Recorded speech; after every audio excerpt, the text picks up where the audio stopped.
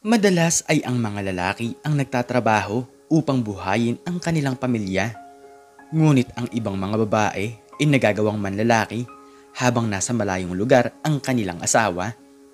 Ikaw, may kilala ka bang ganito? Habang nagpapakahirap sa ibang bansa, ang padre de pamilya ay niloloko na pala ito ng kanyang asawa. Kung ganun, itunghayan mo ang istoryang ito na tiyak ay kapupulutan mo ng aral.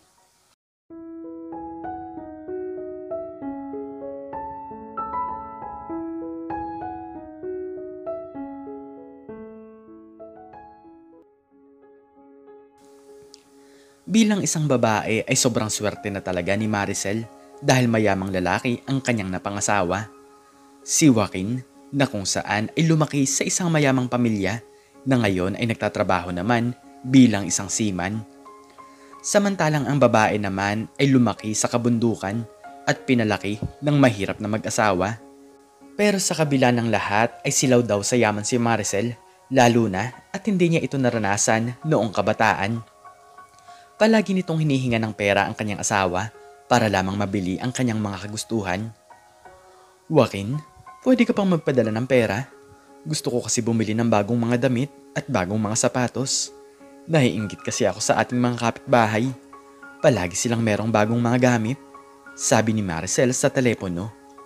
Sige mahal, pag nagkaroon ako ng oras ay magpapadala agad ako ng pera. Habang wala pa tayong anak ay ipinapangako ko sa iyo na pagiginhawain ko ang buhay mo, sagot ni Joaquin. Kahit na palaging humihingi ng pera ang babae sa lalaki, ay hindi naman nagtatanim ng sama ng loob si Joaquin. Masaya pa nga ito na naibibigay niya ang kagustuhan ni Maricel.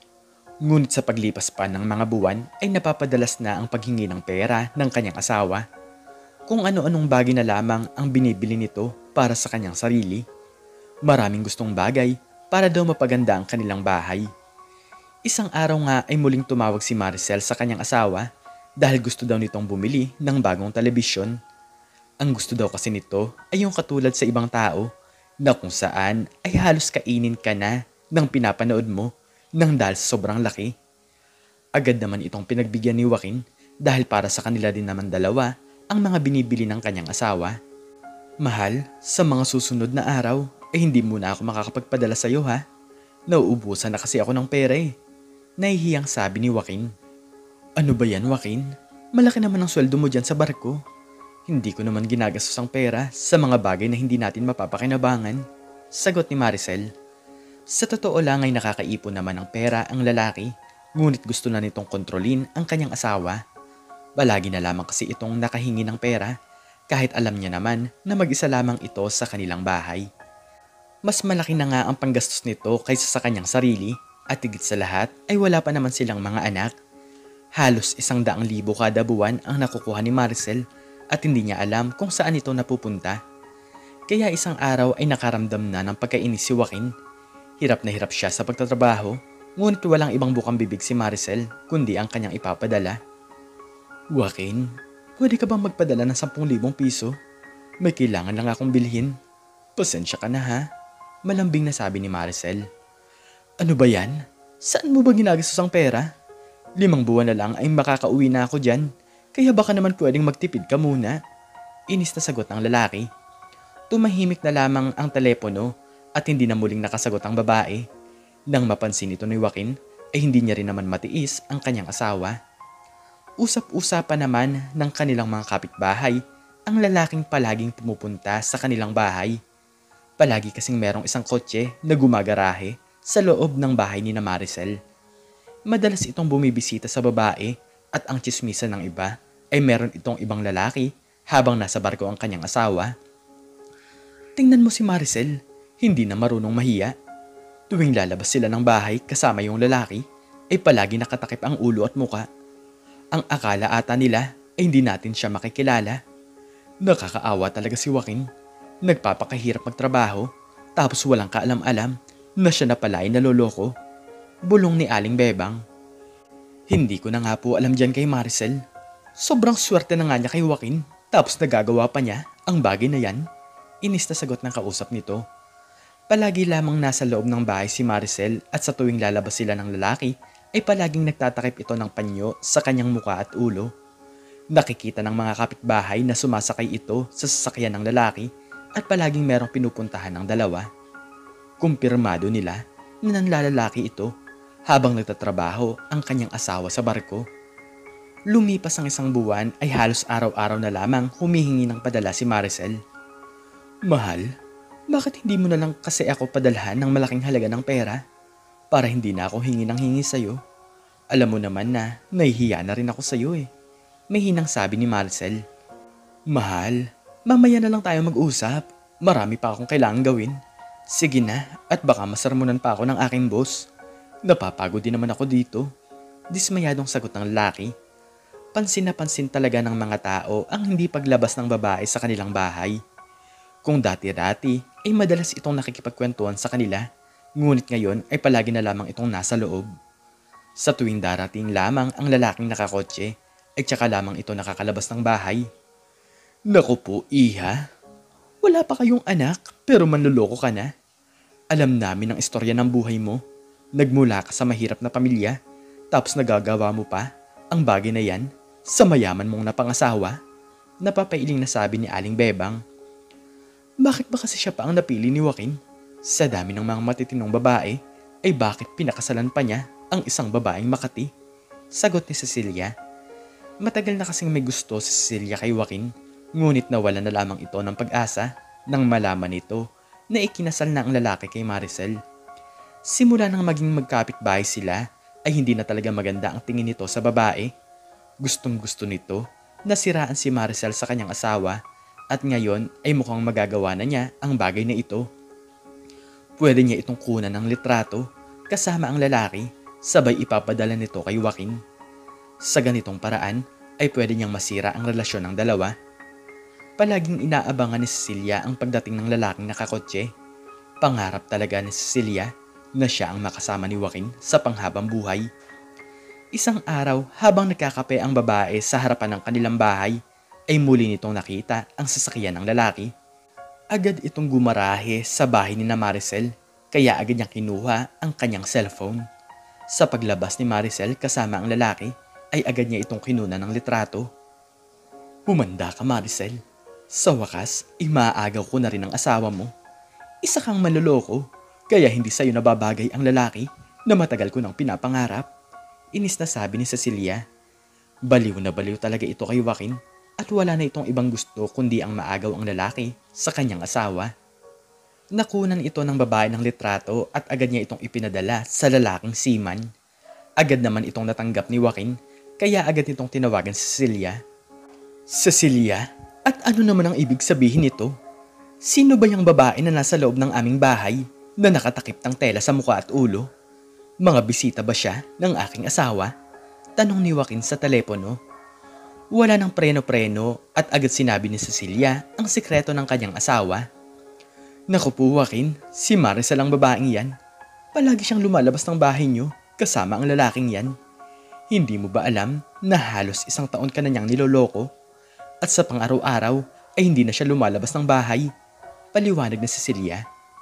Pero kilala ko si Maricel. Hindi niya magagawa sa akin ang bagay na yan. Lalo na at ginagawa ko naman ang lahat para sa kanya. Paliwanag ni Joaquin. Hindi ka pa ba naniniwala? Kahit tanungin mo ang ating mga kapitbahay, pare-pareho lang sila nang sasabihin sa'yo. Ako lang ang nagkaroon ng lakas ng loob na sabihin sa'yo ang bagay na to. Sagot na Cecilia. Nang dahil doon ay kinausap din ni Joaquin si Aling Bebang, pati na rin ang iba pang mga tao doon. Ngunit pare-pareho lamang ang kanyang narinig na sagot na meron ngang ibang lalaki ang kanyang asawa. Halos maguho ang mundo ni Joaquin nang dahil sa kanyang nalaman. Bumagsak na lamang ang kanyang mga luha at naisip niya na ito ang dahilan kung bakit siya nito palaging hinihinga ng pera. 1 buwan na lamang ay makakauwi na siya sa kanilang bahay, kaya tiniis niya ang lungkot at sakit na kanyang nararamdaman. Hindi niya sinabi kay Maricel ang kanyang nalaman at balak niyang magharap na lamang sila sa personal. Lahat na lamang ng bagay ay ginawa ko para sa'yo. Bakit mo naman ako nagawang lokohin? Gusto ko na siya mismo ang magsabi kung totoo ba na meron talaga siyang ibang lalaki. Pero sa litrato na nakita ko ay hindi imposible na totoo nga ang mga sinasabi nila. Umiiyak na sabi ni Joaquin sa kanyang sarili. Lumipas pa ang isang buwan ay nakababa na ang lalaki ng barko. Nagmamadali itong umuwi sa kanilang bahay upang malaman ang katotohanan. Nagulat na lamang si Cecilia at Aling Bebang nang makita nila si Joaquin. Inaabangan kasi ng dalawang babae ang paglabas ni Maricel sa loob ng kanilang bahay. Mabuti na lamang daw at nandito na ang lalaki upang siya mismo ang makakita sa ginagawa ng kanyang asawa. Joaquin, kasama ulit ni Maricel ang lalaki niya. Abangan mo at lalabas silang dalawa, sabi ni Cecilia. Ngunit tama nga dahil lumabas ang kanyang asawa kasama ang lalaki na palaging pumupunta sa kanilang bahay. Sa sobrang galit ni Joaquin ay agad niyang sinugod ang dalawa. Agad namang sumunod si Aling Bebang at Cecilia upang makita kung ano ang mangyayari sa mag-asawa. Maricel, lahat na lamang ng bagay ay ginawa ko para maging masaya ka. Tapos ito lang ang gagawin mo sa akin? Galit na sabi ni Joaquin. Balak na sanang saktan ng lalaki ang kasama ng kanyang asawa, ngunit bigla na lamang tinanggal ni Maricel ang takip sa kanyang ulo at muka. Nakita nila na walang buhok sa ulo ang babae at namumutla ang kanyang mga labi. Kayo po ba si Sir Joaquin? Huwag po kayong magalit sa aming dalawa ng inyong asawa. Ako nga po pala si Dr. Lopez at ako po ang personal doktor ng inyong asawa. Ang gusto niya po kasi ay hindi niyo malaman na may sakit siya dahil ayaw kanyang nag-aalala. Paliwanag ng doktor. Dito pala napupunta ang mga pera na kanyang mga ipinapadala. Hindi pala talaga maluho si Maricel at sa pagpapagamot napupunta ang pera. Meron pala itong kanser, ngunit ayaw niya naman na gumulo ang pag-iisip ni Joaquin habang ito ay nagtatrabaho sa barko. Pahiyang-pahiya si Cecilia at Aling Bebang. Mali pala ang kanilang mga chismis na nasasagap. Kaya ngayon ay nalaman nila ang katotohanan. Lalong nawala ng pag-asa si Cecilia dahil nalaman niya sa kanyang sarili na naninira lang pala siya ng relasyon ng iba. Nakahinga ng maluwag si Joaquin at agad nitong sinamahan ng doktor at ang kanyang asawa. Magandang balita naman ang kanilang nalaman dahil maayos na ang kalagayan ni Maricel nang dahil sa kanyang mga perang ipinapadala ay maaga itong naaksyonan. Salamat naman sa Diyos at maayos na ang lahat. Patawarin mo ako Maricel kung pinagdudahan kita, nakangiting sabi ni Joaquin. Kahit na kailan mahal ay hindi kita magagawang saktan. Sobrang swerte ko na sa iyo eh.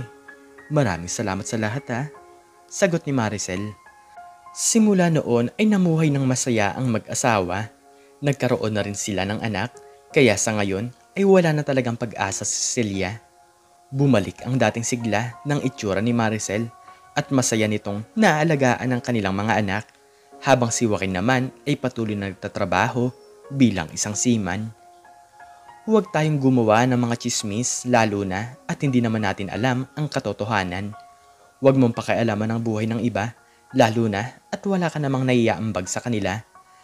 Ang isipin mo na lamang ay ang sarili mong problema, hindi yung hindi mo na dapat pinapakialaman ay pinapakialaman mo pa. Ikaw, anong natutunan mo sa istoryang ito? I-comment mo sa baba ang iyong natutunan. At hanggang dito na lamang po nagtatapos ang aking istorya at sana po ay nagustuhan niyo po ito.